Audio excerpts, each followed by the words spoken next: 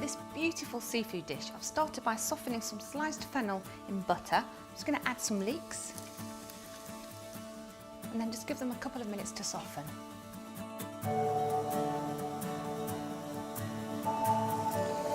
Now I'm going to add some dry white wine, and wine and fennel is a fabulous combination. You need about 150 ml.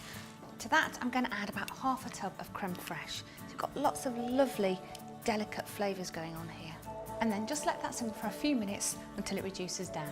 I've got some cod loin here that I've cut into quite large chunks. For a full list of ingredients, just click on the link. And there's enough here for 2, but you can easily double the recipe.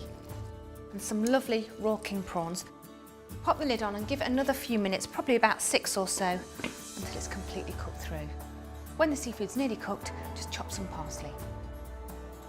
I'm just going to finish this off now with that chopped parsley, along with those fennel fronds, and serve with some crusty bread. And for more recipes, don't forget to click to subscribe.